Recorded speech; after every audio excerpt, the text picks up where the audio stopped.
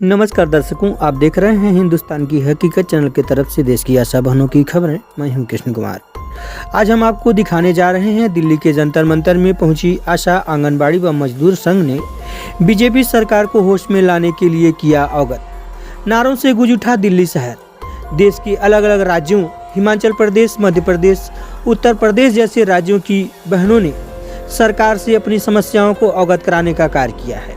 अब देखना ये है कि इनकी मांगों को कितनी जल्दी सरकार संज्ञान में लेती है। फिलहाल क्या क्या बातें की गई है, देखिए हकीकत।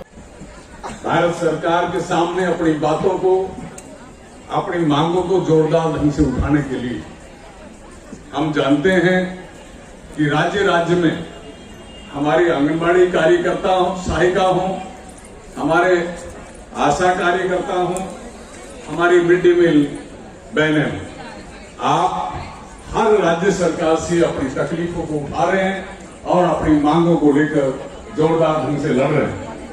कभी कभी आप उन सरकारों के कोपभाजन, आप उन सरकारों के दमन का भी शिकार होते हैं, लेकिन फिर भी आप लड़ रहे हैं।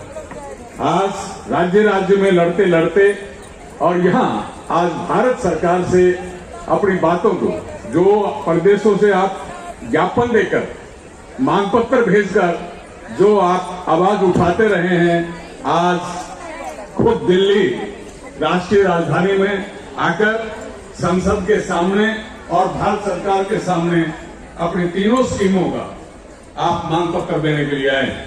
मैं सिर्फ एक ही लाइन में अपनी बात कहूंगा। ये कोरोना पीरियड जब शुरू हुआ, उससे पहले रामलीला मैदान में 2019 का 28 जनवरी को हजारों की संख्या में आप AIUTC के बुलावे पर वहां जमा हुए थे। वहां हमारे दिवंगत जनरल सेक्रेटरी, आज वो नहीं है, कोरोना पीरियड में वो हमारे बीच से गए, लेकिन उन्होंने एक संकल्प आपको दिया था। उन्होंने AIUTC की तरफ से एक वादा किया था, एक संकल्प किया था कि AIUTC देश का सरकारी कर्मचारी है, देश का सरकारी मजदूर है, देश का जो पब्लिक सेक्टर का मजदूर और कर्मचारी है, देश का जो प्राइवेट जो मालिकों का इंडस्ट्री है और स्कीम वर्कर्स, इन सभी का नेतृत्व मंडली उन सभी की मांगों के लिए सिर धड़ की बाजी लगा के लड़ता है।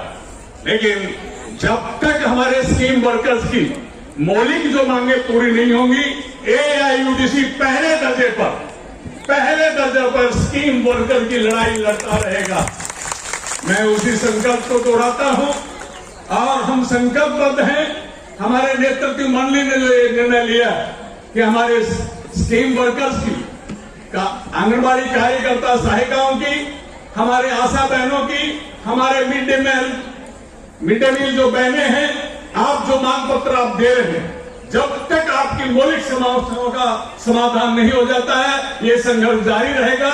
इस संघर्ष को हम जोरदार करेंगे और हम भारत सरकार को ये चेतावनी भी देना चाहते हैं, हम ये चेतावनी भी देना चाहते हैं कि ये क्या बात, आप देश के महिलाओं के गुणगान करते हैं, लेकिन देश के महिलाएं जो सबसे शोषित पीड़ित गरीब परिवारों से आती हैं और आपके कहने से समाज को, देश को सेवाएं देती हैं, सबसे जरूरी सेवाएं देती हैं, लेकिन उनको भुगतान करते वक्त, उनका मेहनताना देते वक्त उनको वेतन क्यों नहीं देते हैं? उनका भी परिवार है, उनको भी पेट है, उनको भी सिर पर छत चाहिए, उनको भी कपड़ा चाहिए, उनके भी संतानें हैं, उनको पढ़ाई चाहिए, दुर्भाग्य से बीमारी और दुर्घटनाएं कहीं भी आ सकती हैं, उनको भी सब कुछ चाहिए।